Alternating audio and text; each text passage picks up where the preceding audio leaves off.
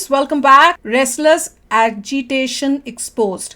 पहलवानों का मोदी सरकार पे दबाव बनाने का था इरादा, सारा तथ्य निकला झूठ।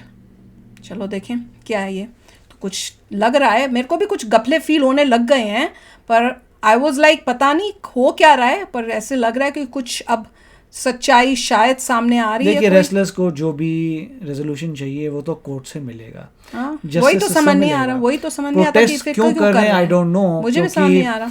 या तो मतलब उनका कोर्ट चल रहा है, मतलब केस चल रहा है कोर्ट में जाइए, लड़िए, जीतिए and everything should be okay. So I don't know protest करके वो क्या कोर्ट को मैनिपुलेट करना चाहते हैं, आई डोंट नो। नहीं, और आप प्रोटेस्ट कर रहे थे तो उसके बाद प्रोटेस्ट कर रहे हो, तो फिर उसके बाद आपको पार्लियामेंट के पास क्यों आने की जरूरत पड़ रही है? आप और चीजों को क्यों कर रहे हो? सुनने में आया मेडल भी हम गंगा में फेंकेंगे, ये सब क्यों? ऐसा क्या हो रहा है? हर बंदा चाहता है कि उनको जस्टिस मिले। हाँ, इफ दे आर राइट। हर बंदा चाहता है कि अगर रेसलर से कुछ बुरा हुआ है तो उनको जस्टिस मिलना चाहिए। Everybody wants that. अगर गलत किसी के ऊपर एलिगेशंस लगा रहे हैं तो तुम्हारे ऊपर एक्शन भी बहुत जबरदस्त होना चाहिए। तो चलो वीडियो शुरू करते हैं। नमस्ते, मैं हूं संजय दीक्षित और आप देख रहे हैं दी जयपुर डायलॉग्स। पहलवानों के राजनीतिक ड्रामे का एक और बड़ा जबरदस्त खुलासा हुआ है। ओह जी हाँ, और वो खुलासा ऐसा हुआ है कि उसके तुरंत बाद अब पहलवान जो है कह रहे हैं कि हम अपने मेडल्स जो हैं वो गंगा जी में बहाने जा रहे हैं, लेकिन वो अपने जो पैसे हैं ना तो वो वापस करेंगे, ना अपनी पोजीशन वापस करेंगे, और जो दुनिया भर की उगाही की है, जो ये लोगों के घर जाने के, चाय पीने के भी, जाके फ़ोटो खिंचवाने के भी पैसे लेते थे, उसका कुछ नहीं हुआ, वो वैसा रहेगा। कल जिस बच्ची का पॉक्सो में शोषण की बात करके और एफआईआर कराई है, आपको ध्यान है कि 7 पहलवानों ने एफआईआर कराई है, और उसमें 7 में ये विनेश और संगीता और ये आपकी साक्षी मलिक हैं, और उसके अलावा 4 और हैं, सबके सब बाकी महादेव अखाड़े के हैं, जो रोहतक का अखाड़ा है। उसमें कुछ पुराने लोग हैं जिनके नाम आए हैं सामने, आपको मैं डिस्क्रिप्शन में जो वीडियो आ रहे हैं हरियाणा से लगातार, उनके साथ में लिंक भी दे दूँगा यहाँ पर। अब पॉक्सो में जिस बच्ची ने एफआईआर करवाई है और बयान दिए हैं और 164 के बयान दर्ज कराए हैं, उसका चाचा कल रोहतक में प्रेस के सामने आकर ये कहता है कि ये बच्ची तो बालिग है। लीजिए, बच्ची बालिग है और उसकी पॉक्सो में एफआईआर हो गई। उस एफआईआर में वो ये कहती है कि जब मैं रांची में मेडल जीती थी तो बृजभूषण शरण सिंह ने वहाँ पर मेरे को मेडल पहनाते समय कान में कुछ गंदी बात कही थी। कान में गंदी बात कही थी तो भाई ये कौन तय करेगा गंदी बात कही थी नहीं कही थी। और साथ में उसके किसी आदमी ने मुझको ये कहा था कि बृजभूषण शरण के पास चले जाओ और उनको खुश कर दो, इत्यादि इत्यादि, इस तरह की वो एफआईआर है। और साथ में बृजभूषण शरण सिंह ने एक ऑडियो भी दिल्ली पुलिस को दिया था, जिसमें बजरंग पूनिया कहते हुए सुने जा रहे हैं कि अरे जल्दी से किसी ऐसी लड़की का इंतजाम करो जो कि माइनर हो, तो उससे जो है वो पॉक्सो एक्ट लगवा देंगे तो इसकी गिरफ्तारी हो जाएगी। अब ये इसको गिरफ्तार करवाने के हटाने के पीछे जो सारा षड्यंत्र है वो मैं पहले ही उजागर कर चुका हूँ कि इनको सबको जो है वो पॉलिटिक्स में भी जाना है, दीपेंद्र हुड्डा को भी मोबिलाइज करना है, और साथ में किसको पॉलिटिक्स में, रेसलर्स को पॉलिटिक्स में जाना है वो भी करना। जब ओवरसाइट कमेटी के सामने गई थी तब इस बच्ची का नाम नहीं था, अब ये अचानक आती है। और अमित नैन ये एक पुराने पहलवान हैं हरियाणा के, इन्होंने रोहतक में प्रेस के सामने कहा कि वो लड़की मेरी भतीजी है और उसका एफआईआर में जो उसका करवाया गया है एफआईआर में उसमें ये कहा गया है कि ये लड़की जो है ये 18 साल से कम की है। अब इसके लिए क्या किया गया है, ये किया गया है क्योंकि इसका बर्थ सर्टिफिकेट है 2004 का, 22 फरवरी 2004 का उस बच्ची का बर्थ सर्टिफिकेट है। अब 22 फरवरी 2004 के हिसाब से और जो घटना बताई जाती है वो पिछले साल रांची नेशनल गेम्स में जो रेसलिंग की प्रतियोगिता हुई थी वो सितंबर 2022 की हुई थी। तो उस समय उस हिसाब से वो 18 साल की हो चुकी थी। तो ये 18 साल की हो चुकने के बाद में तो फिर वो पॉक्सो लागू नहीं होता, क्योंकि घटना जिस समय की बताई गई है उस समय वो 18 साल की हो चुकी है। तो जब ये पता चला तब इन लोगों ने क्या किया कि एक फर्जी बर्थ सर्टिफिकेट बनवाया गया। और रेसलर्स ने ये काम किया है। अब वो फर्जी बर्थ सर्टिफिकेट बनवाया गया, एक ही नाम से 2 बर्थ सर्टिफिकेट हो गए, तो फिर ये कैसे चलेगा।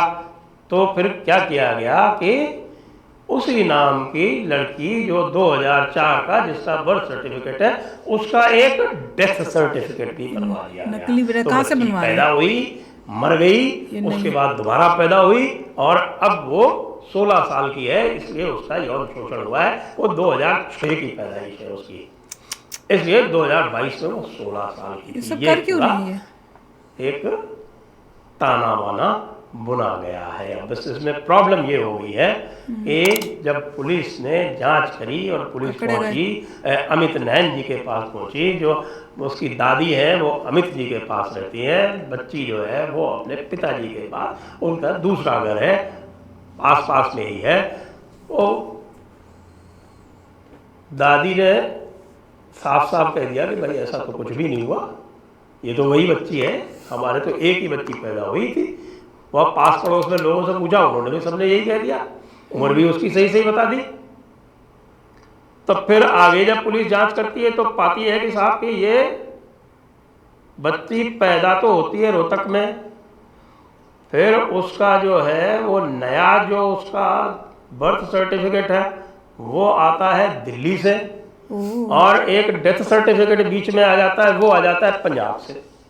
दिल्ली पंजाब खेल कौन पूरा का पूरा जो है ये, इसका मतलब ये पॉलिटिक्स वाले पॉलिटिशियंस कर रहे हैं ये सब काम इनके साथ मिलके। खतरा किया जा रहा है और दिल्ली पंजाब में जाएगी गवर्नमेंट, वही तो मैं कह रही हूँ। चाचा नहीं आके प्रेस कॉन्फ्रेंस कह के ये सारा का सारा भेद खोल दिया, तो आप समझ सकते हैं कि फिर अब इस आरोप में कितना दम है वो सामने आ जाएगा। लेकिन इलेक्शंस होने हैं उससे पहले ये सब घपले किए जा रहे हैं कि किसी तरह से बीजेपी ना आए हैं जो इस षड्यंत्र में शामिल हैं, अब उनका क्या होगा। जेल में एक एफआईआर तो दिल्ली पुलिस ने बलवा करने की इन लोगों के विरुद्ध पहले ही कर रखी है, और अब कूट रचना करने के लिए आप देखें तो सेक्शन 466, 467, 469, 470 में मिनिमम 10 साल की सजा है। ब्रिजभूषण शरण सिंह पर जो इन्होंने आरोप लगाए थे वो आरंभ में जो लगाए थे वो हल्के फुल्के आरोप थे और सबके सामने थे। कोई भी आरोप ऐसा नहीं है जिसमें कहे कि साहब कि ब्रिजभूषण शरण ने हमको जो है अपने कमरे में बुला के या अपने बेडरूम में बुला के कुछ किया हो, ना ना ना, सब कुछ जो है वो सामने है कि साहब कि उन्होंने हमको जब मैं गोल्ड मेडल जीती तो गले से लगा लिया, उससे मेरा मॉलेस्टेशन हो गया। हालांकि उसके बाद जो है उनके घर में घूमती हुई, उनको अपनी शादी में बुलाती हुई सब दिखाई पड़ रही। अच्छा, वो अलग बात है। अच्छा, अब जो पुलिस की जांच में आ रहा बताया जाता है वो ये है कि वो जो फर्जी जहां से सर्टिफिकेट बने हैं वो सारे रजिस्टर इत्यादि कर लिए गए हैं सील। वाह, अच्छा किया। और अब जांच का दायरा बढ़ के ये आ रहा है कि इसमें शामिल कौन कौन है, और ये जो महादेव कुश्ती एकेडमी है रोहतक की, इसका नाम बहुत ही प्रोमिनेंस से आ रहा है। इसके क्योंकि सारे वहीं से हैं ये। दीपेंद्र हुडा जी, कहीं ऐसा ना हो कि इस पूरे षड्यंत्र में उनका भी नाम आ जाए।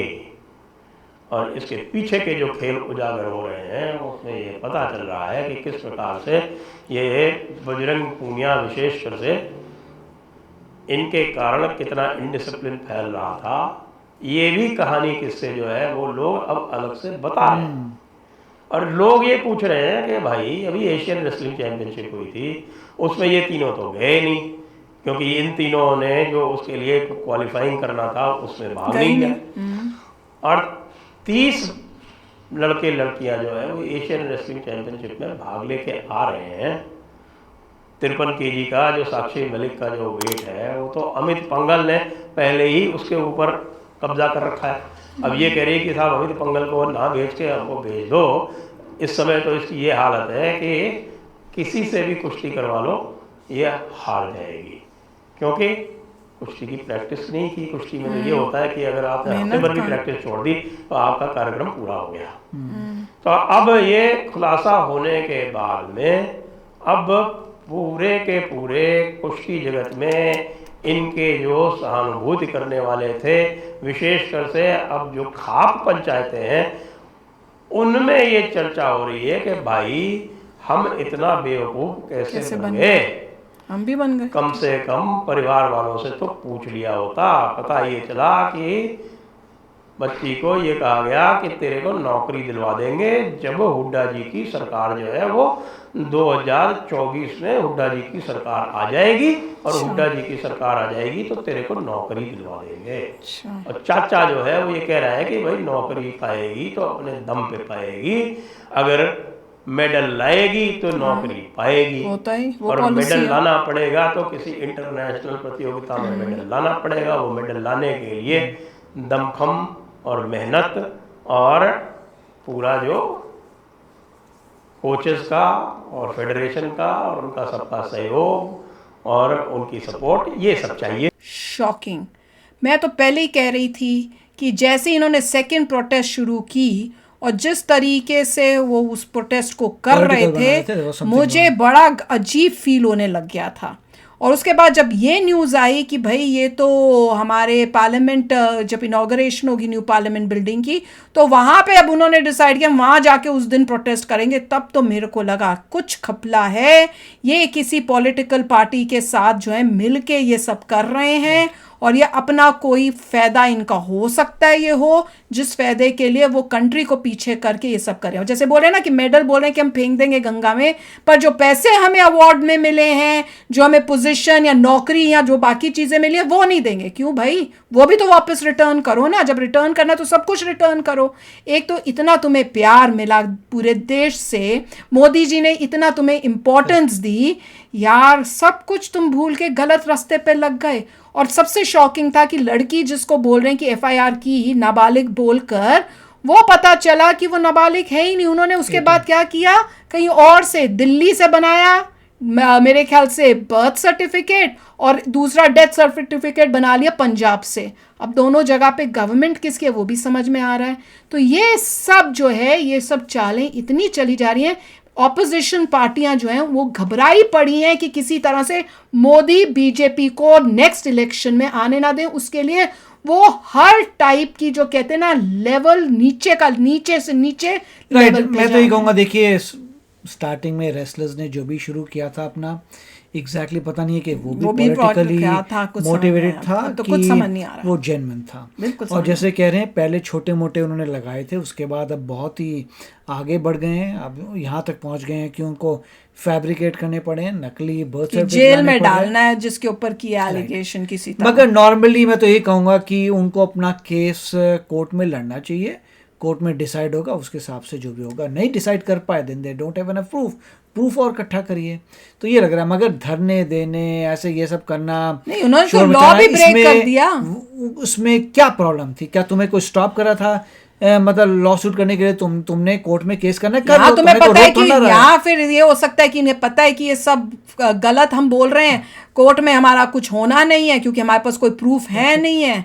तो ऐसे होता है डेमोक्रेसी में, ऐसे होता है कि आपको कोर्ट में जाना पड़ता है, कोर्ट में जो बोला जाता है बस वही करना पड़ता है। अपना प्रूफ रहिए और फाइट करिए अच्छा कोर्ट में, दैट्स हाउ इट इज। अगर और इसमें अगर इन्वॉल्वमेंट हुई कि ये नकली जो सर्टिफिकेट बनाए हैं इन लोगों ने और इनमें से किसी भी रेसलर का नाम आ गया तो ये तो बुरे फंसेंगे। और उन्होंने अगर ठीक कॉज भी था तो भाई वो कॉज अब सब डिस्ट्रॉय हो। और वो भी अच्छा कह रहे हैं कि जब तक ये सब कामों में लगे हुए, एक्सरसाइज करनी रहे, प्रैक्टिस करनी रहे, अब जीतना आगे जीतने के चांसेस ऑलमोस्ट खत्म हो गए। उन्होंने अपना करियर ही खत्म कर लिया है, पता नहीं किसकी बातें सुन के गलत काम कर लिए हैं। तो चलो फ्रेंड्स, शेयर करना अपने थॉट्स। चलते हैं, मिलेंगे नेक्स्ट वीडियो में बहुत ही जल्द। Till then take care and bye bye. तो अगर आप मेरे इस चैनल पे नए हो तो जल्दी से सब्सक्राइब के बटन को हिट करो और बेल आइकन को क्लिक करो ताकि आपको मेरा जब नया वीडियो मैं लगाऊं आपको उसके बारे में जल्दी से पता चल जाए।